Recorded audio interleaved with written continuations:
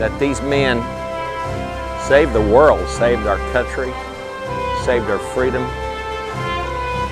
And this is the last and final chapter of their life.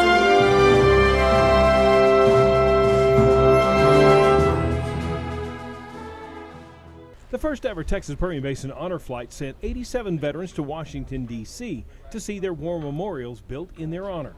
The event covered 3 days and took World War II, Korean War, and Vietnam vets on the trip.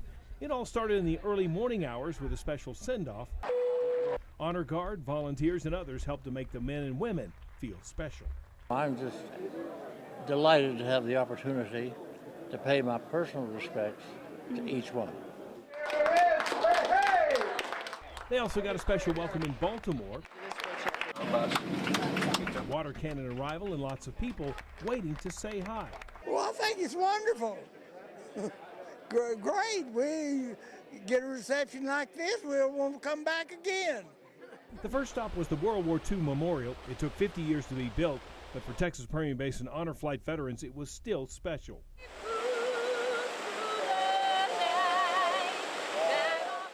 I did my duty, and it's worthwhile to come see the dedication to the ones that didn't make it.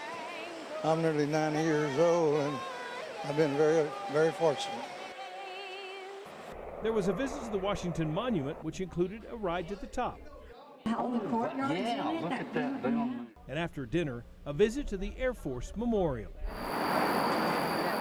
My dad being a belly gunner on a B-17, we got to have dinner with Sloan Gibson.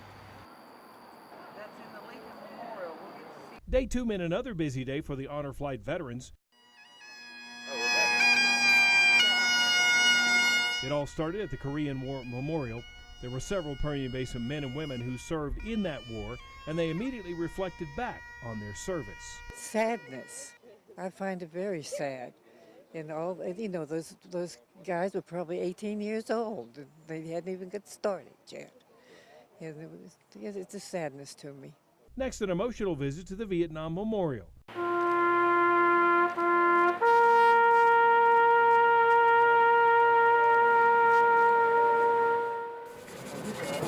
Honor flight veterans etched the names of Permian Basin men and women who are on the wall to be sent back to their families. One woman painfully remembered special friends who died in battle in Vietnam. They were blown up in our hut, and I wasn't in there at the time. The next stop was the tomb of the unknown soldier for the changing of the guard, and a special wreath-laying ceremony. For one World War II vet, it was extra special for him. That's one of the highest honors I've ever experienced. Nothing like it. Later that afternoon, honor flight veterans were a part of a wreath-laying ceremony for 2 West Texas soldiers killed in battle in Afghanistan. They are buried at Arlington National Cemetery, Matthew West and Joshua Mills. Gold Star mother Denise Garza, who also lost her son in Afghanistan, talked about this emotional visit to Arlington.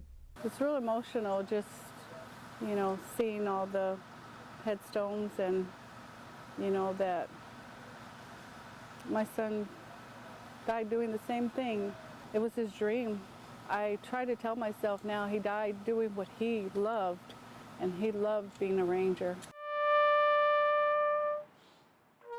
And a final stop at the Navy Memorial. For the land of You know, it's been an incredible trip here to Washington, D.C., knowing that these men saved the world, saved our country, saved our freedom. And this is the last and final chapter of their life. And we did our duty. The men and women on the honor flight were tired and exhausted and ready to come home. When they arrived, though, hundreds were on hand to welcome them home, putting a perfect ending to an incredible 3-day visit to Washington, D.C.